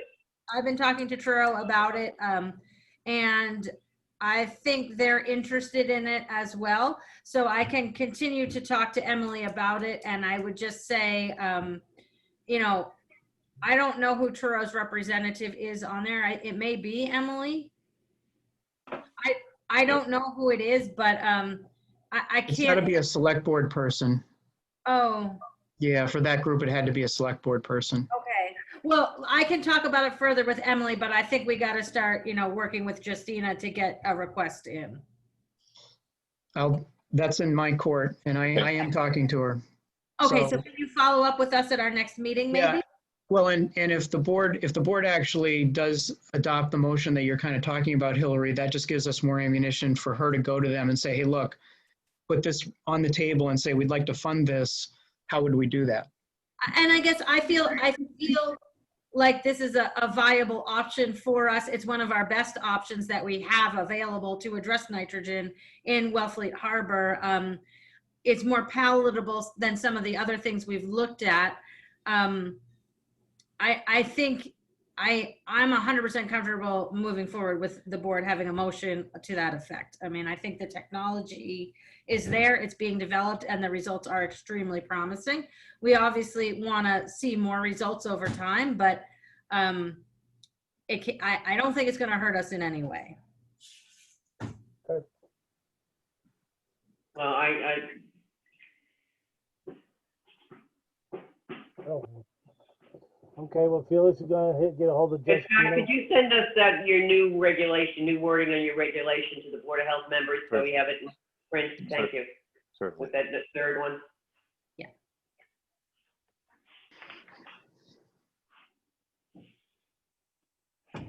All right, so, I don't know, is anything else we need to discuss with this today, Hillary?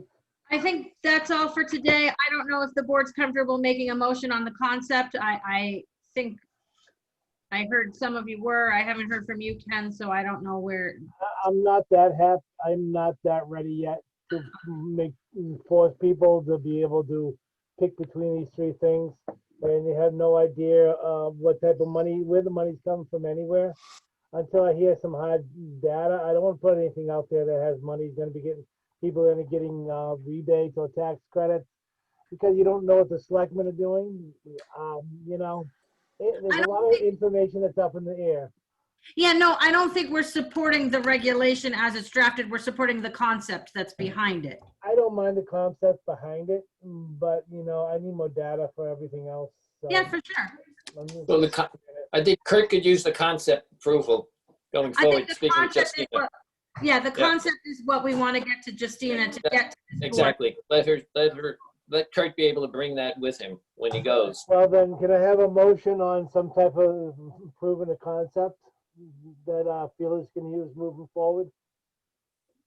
I so move support of the concept, Can I have a second? the resolution, the concept. I'll second it. I'll second that. All in favor? And that's all three pieces, Scott? That's Yes. all three pieces? That's that third piece too? Right. I think that's a little vague for me. I mean, and maybe it's that way on purpose, but I think it's I don't know. Well, it's the Okay. concept, Janet. We want to hear It's from the the other two. concept. Okay, Nick, you said concept. I heard you. Okay. I'll keep with the motion. All right. All in favor? Aye. Aye. All right, thank you. Good luck, gentlemen. Thank you. I think that's Great. Thank you very very much. helpful and very, very much appreciated. Thank you. So, Thank you, Kurt. Sent along, Thank you, Scott and Kurt. let's go purple bags. purple bags. Before we move to purple bags, I just sent along the language from Scott, so that's sitting in your email, so you should have that. Thank you, thank you. Purple bags. Mark had asked that we continue the purple bag ban through the end of the year. The year? The end of the year. What was his reasoning behind that? I think his reasoning behind it was that the bags are still difficult to get with regularity if folks aren't out shopping. we had asked also to see the numbers from Mike Sicali that he was going to put together to let us know that we weren't losing money. And I don't know exactly what the other reasons were. However, I did read in one of the selectmen's reports, I think, that the money was down $38,000, or we were expending $38,000 more because of an increase in trash. So I'm sort of on the fence here. If we don't have enough information from Mike or Mark, I'm on the fence about extending it. I don't want to see the town losing money, but I also don't want to unnecessarily send people out shopping if they don't need to go shopping. I think a lot more people are shopping. They might not be shopping as often, but I think they're shopping enough to have a purple bag. But my question is, we need those numbers. How much has recycling decreased? What is the cost of the recycling? What is the cost of the trash?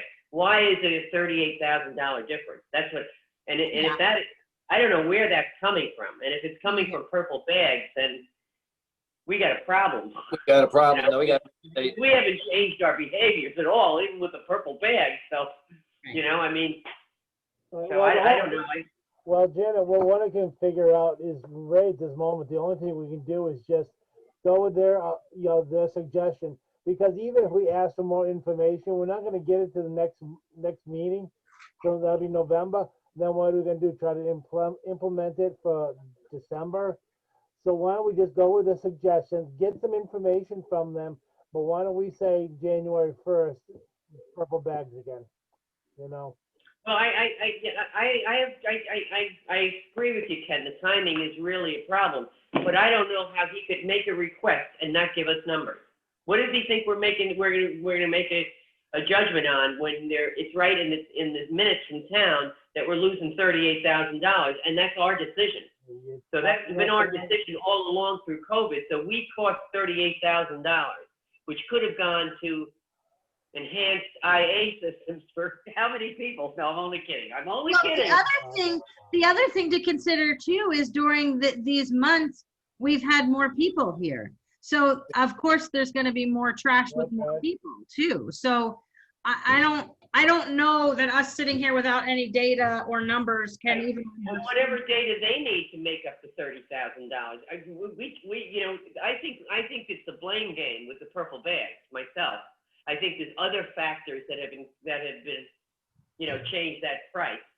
I mean, are they including the cost of the porta potties in the cost? I mean, I don't know what's happening here. So we need to find out what that $38,000 is.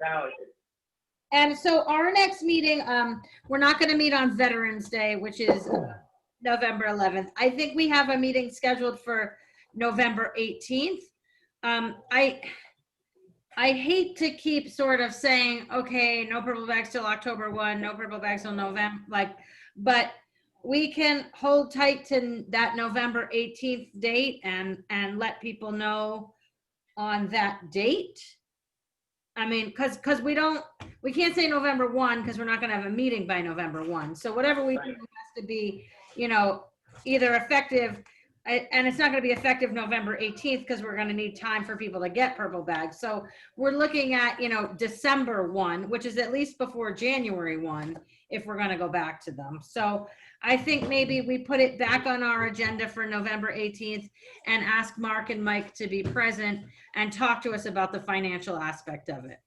And have the data ready for us, And, yeah, well, and with us meeting on Zoom, is there any way that if we got the data before, we might not be able to just have a vote on purple bags? I mean, it is Zoom. It is Zoom, so I mean, it doesn't have to wait for a meeting, right? Yeah. Maybe. So I will ask for the info from Mark and Mike ASAP and see if we can make sense of it or understand, and we'll move forward accordingly. And is there any place we could find out where that $38,000, how that $38,000 is broken down? Or Mark would know that. Mark would know I that. think Mark would know that. Okay, good. That's great. Just so long as somebody knows where it is, you know? Yeah. Maybe. So Hillary, just to ask about the purple bag. So Mark's concern was that people just weren't able to get them? Yeah, I think it was I- COVID driven too. Like, I think just in the interest of people going out shopping more, we don't really want to encourage more people going out shopping or having to go to multiple stores to find them. So All right. some- Okay. All right.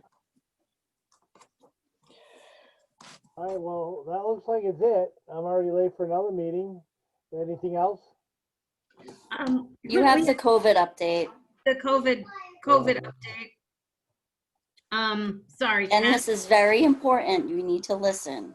Yeah. I had emailed you all last night our COVID plan. I think it's called hold on and I'll grab it because it's right here in front of me. The Town of Wellfleet COVID-19 Mandatory Safety Standards and Workplace Training Manual. Oh, there you go. Beautiful. And so what went into this, Janet? This is one, Hillary, this isn't a new one, is it? No, it's the same one. Same one, okay, good. With no changes or modifications or anything. Okay, good. Okay, I got it. The same one, same thing, okay. Same thing. So Janet, Douglas, and I went out and visited Town Hall and the DPW last week and took a look at all of the buildings and drafted up a little report. I think I sent you the report on each of the buildings as well as this mandatory safety standard workplace training manual. And it's been very interesting to say the least, but when we visited Town Hall, there was a lot of non-compliance. There was a lot of non-mask wearing in public spaces, non-mask wearing in a meeting with staff. The door was answered for us with folks not in masks. And I guess, you know, in my mind and the articles I read, one of the only ways we can prevent transmission of this virus is to wear our masks for the presence of other people. That's not negotiable in my mind. And we're in a strange place because I think myself as health agent, you as Board of Health would strongly go along with that as well. I mean, there's masking and there's distancing and there's being outside. And so cold weather is upon us. We all have to be inside. The staff has all been ordered back to work full time. And folks haven't been relocated from spaces, and there's no sort of real enforcement or leadership going on this mask wearing. And I for one am worried about the staff. I'm worried about the appearance to the community, and I'm worried about virus transmission, to be quite honest with you. I mean, I don't know what more I can do. I've put together the plan. I've talked to the staff. I've sent out emails to the staff about wearing your mask, but I am just one person. And I felt like listening to the Board of Selectmen's meeting last night, they were also very supportive of absolutely, yes, making sure the staff are comfortable, accommodated, and safe. And safe, yeah. And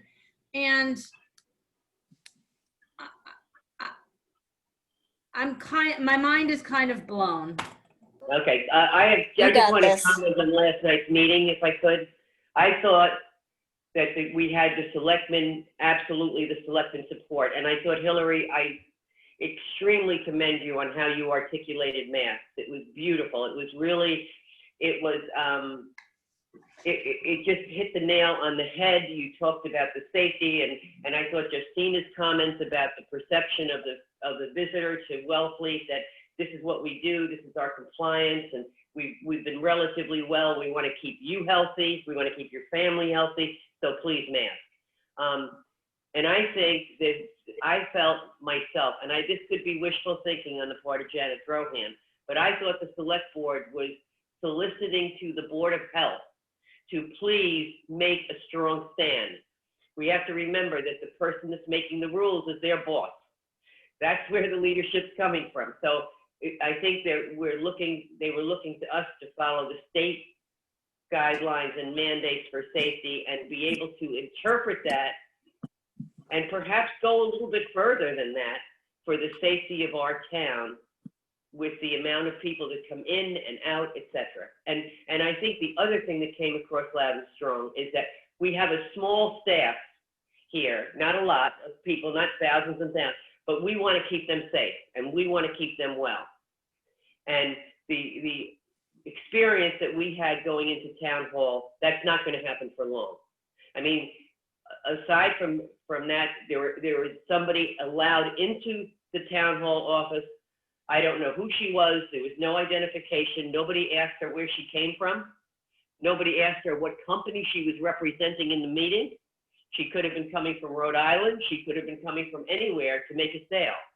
And nobody asked for a Massachusetts travel form or a negative COVID test for the past 72 hours if she was going to come into town.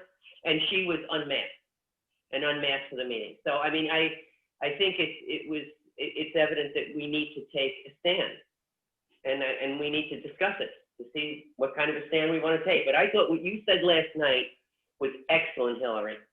Thank you. I didn't write it down, but you covered the feelings that sometimes encourage people to allow their people to feel comfortable before it's safe.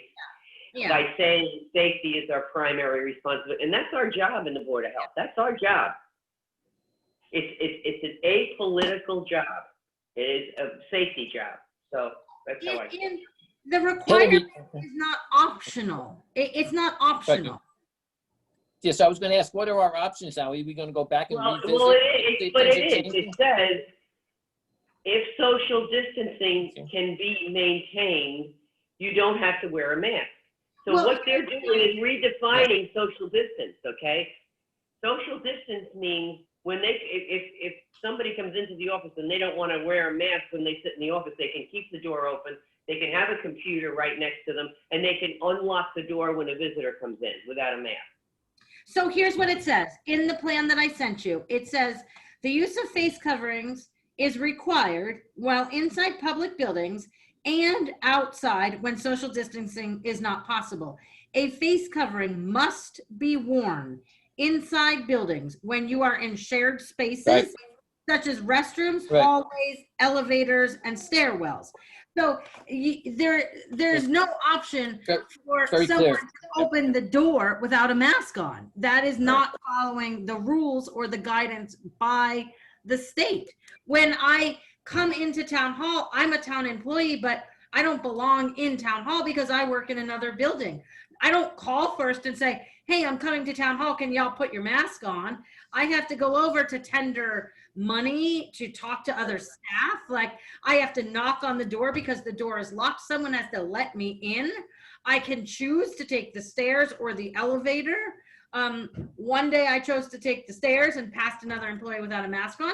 One day I was walking down the hall to talk to an employee and folks are getting out of the elevator without a mask on. So it's like, I can then say, okay, you know what? I'm not coming to town hall. I'm not going in there, sure. But I can't do my business. And if I'm experiencing that, I take it, maybe I'm type A about this stuff because I believe in this pandemic. I believe in masking. It is a solution. I don't want my staff, my colleagues to be put in unnecessary risk. There are too many risks out there in the world. I shouldn't be hearing from staff that they're nervous, they're uncomfortable, and they're worried. So like, I mean, a plan is only as good as the paper it's written on if it's not going to be enforced. So Hillary, you're not type A about this. You're just right about this. Well, so the issue is, what do we do? What do we do to try to get this enforced? I mean, what are our options? Unfortunately, sometimes I feel, if I can, as a staff member, it falls on deaf ears. And it's difficult when you try to explain yourself to people and they don't listen. And that's not to you. I'm just stating it as a general statement. It's really difficult. coming from me who, you all know I had COVID. I do not want it again. And the chances are high for me to get it again from what I've been told. So I think the board can choose to support this document. And then that becomes what the Board of Health Stands for, definitely. The Board of Health can choose to be more strict, like the town of Truro, who has made it mandatory in all public buildings that masks be worn at all times. I mean, I guess I feel like I can stand behind the document as drafted, because I think that if you are in an office and you do have the ability to close your door, you don't probably need to wear your mask. But along with that goes adequate ventilation systems and the understanding that if someone is knocking on your door, you put your mask on before you open the door. So it's not just open door policy. We have to all stand behind how it's written and drafted. Right. Well, I think I'm that fine. we have to word it a little bit more, it's almost like you have to draw a picture. I think we have to word it to the point where when you can maintain isolation behind a closed door in your work area, you may be without a mask. Otherwise, masks are mandatory in town buildings by all employees. You go to the bathroom, you go to the copier, you go to the lunchroom, you go to somebody else's office, you answer the door, you go to a meeting. And I think maybe the word meetings has to be put in there somewhere or somehow, I don't know. But whenever one or more gather in my name, they must be masked or whatever, I don't know. Well, I think it's covered because it's a shared space. Right. Yes. It's a shared space. It falls under a shared space because there's more than one person meeting in there. And I have to say, Town Hall was not the only place where I observed this. I observed this in other town buildings as well. And just because one member of a small team feels safe, that doesn't mean the whole team feels safe, but it also means if the person you report to isn't wearing their mask, you're uncomfortable then putting yours on because you're looking at your direct supervisor and they're not wearing a mask and you're like, oh shoot, maybe I shouldn't wear mine because then I'm going to be doing something wrong. Like, It sounds like the White House. Yeah, exactly. I think the thing that I observed with Hillary and Doug when we looked around was an overall general understanding and acceptance of physical changes that deterred the virus. What is not being accepted is the overall attitude towards safety on the part of all the staff. We're all in this together. My space is your space is my space. Let's do whatever we can. That's what's not being, we can write all the plans we want and we can write all the guidelines we want, but that's what's not happening. The adherence to the physical limitations, et cetera, is being better embraced, I think, than the attitude in the place. And there's Kenny. He's got something to say. Hi, Rebecca. You look good. You look as good as that picture. She's really cute.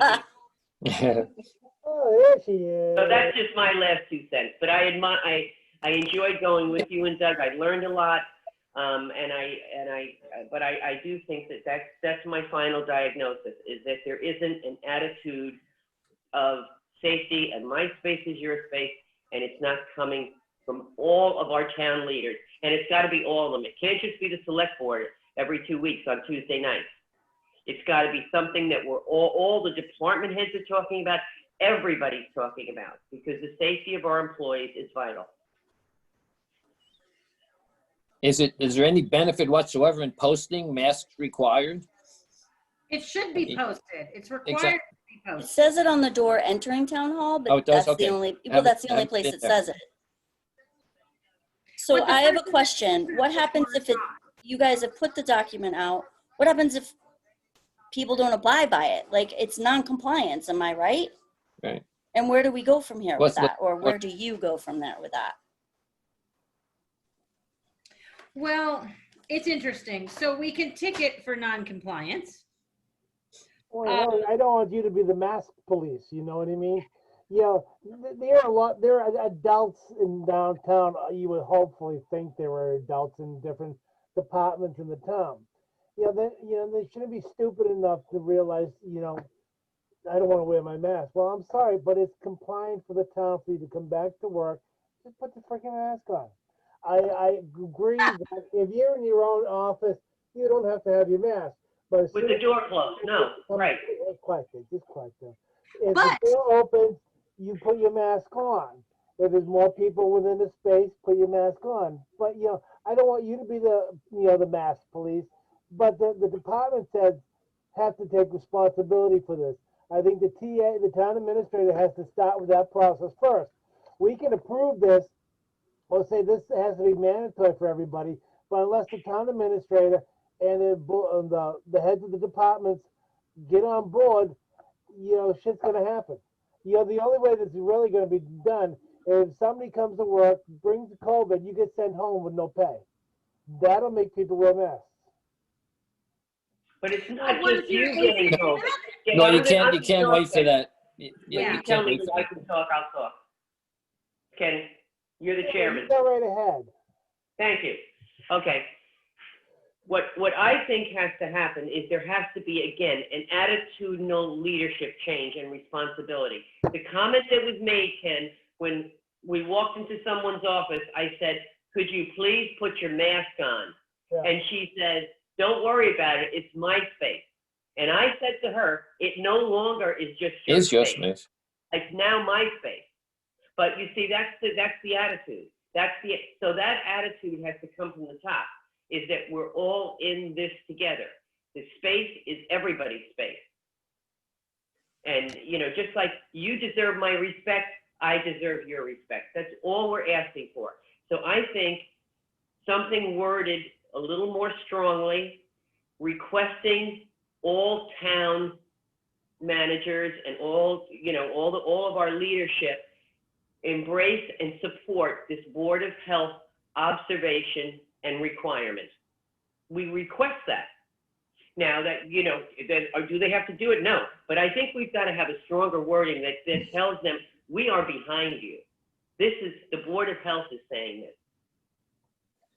Be from a health perspective and a safety perspective of everyone. That's what they're looking for. And then the selectmen have to take off with it.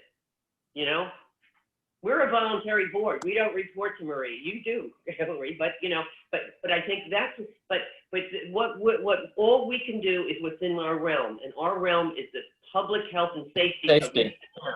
And that's right. That. End of subject. What they do with it politically after that, nobody can answer. Right. Well said. Everybody's got a job. Oh, just dropped my glasses. I mean, if you look at the police and fire department, and you look at what they're doing with their staff. I mean, I went to try to get a touch thermometer for the spat thing at Watt. You can't get in, and everybody is, so it can be done. It can be done in very diverse departments. Where people are, where the leadership says, this is the way it goes. So, and I think, the last thing I'm going to say, Ken, in my experience of management and leadership, when you can excuse me? Nothing. Excuse me, Ken? No. That's not what you said. So no. It is that when you can bring your decisions, whether they're accepted or not accepted, back to the mission, you're never wrong. And the mission here is the safety of our town and those who come here and those who enjoy it here and those who live here and those who work here. That's our mission. And it might not be palatable to everybody, but that's our mission. I mean, when I could do that in a hospital and always bring it back to a patient, you're never wrong. You're not wrong. Okay, you're doing it because of this overall altruistic mission you have, and that's what we have. So Hillary, what do you want us to do? I wish we could help you guys better, but what can we do? Well, I think what would be great is if you all took a read through this. I mean, maybe you have, maybe you haven't. And if you support it, then you take a vote and we stand behind this as our employee training manual that must be enforced and carried out in the town of Wellfleet. And then if we get notices of noncompliance, then we devise a path forward. I think we have to at least stand behind this if you believe in it like I do, and then we go from there. That's step one, and then we see if we can roll this out to the employees. We're supposed to do staff training with them to go over it, and I mean, some of you can participate in that if you're so inclined. We roll it out to the town staff via a Zoom meeting because training is required as part of the plan. And then we wait and see what happens. We see if we have compliance or we don't have compliance. If we don't have compliance, we then can write to the town administrator and alert her to the non-compliance. We can write to the Board of Selectmen and notify them of non-compliance. And then we'll see how we bring about a change and bring folks into compliance. But it's not optional. Nobody should be answering the front door of town hall without a mask on. You don't know who's on the other end. It's just scary.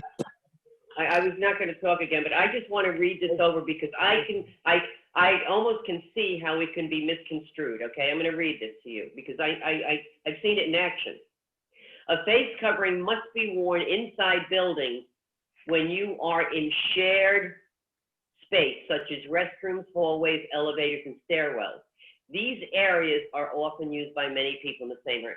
You do not need to wear face covering when alone in your office space, alone in a vehicle, or when in rooms with others if social distancing can be maintained. Now, that's the problem. That's the weak point. That's the interpretive point, where people are saying, I'm socially distant. I don't need to wear a mask. It can be in a meeting with 10 people, and their perception of 6 feet has shrunk down to 2.5, But aside from that, that's a vague, a boss can say, okay, we were socially distant. I can meet with you. I don't need to wear a mask. I'm socially distant. You don't need to wear a mask. You're socially distant. That's what's throwing it off, is that you're giving people that option to be socially distant. That doesn't mean anything. Indoors, it doesn't mean a thing. It doesn't mean anything. So we need to remove that from the draft. Yes. You can't go into a store and buy clothes and not wear a mask because you perceive you're socially distant. Yep. So okay, that's so the then problem. let's get rid of that last sentence. Yeah. Or Take it out. That whole 6 Don't feet give you indoors the is being option. challenged anyway. The option of socially distancing indoors is non-existent. Exactly. Okay, it's gone. Doesn't happen. That works for me. Yep. One of the things I did for the church when we were trying to figure out the pews was we have a 6-foot stick, and it is amazing. And so when we did the spat oyster shuck-off, which by the way went very, very well at Watt Theater, I brought it with me. And the producer of the film was crazy about it because he said, I look at this and I've never seen 6 feet look this way before. And he's 6 feet tall. But when you look at this stick like this, you say, oh my God, I had no, and I've been around for a lot of years and I had no idea how big 6 feet was.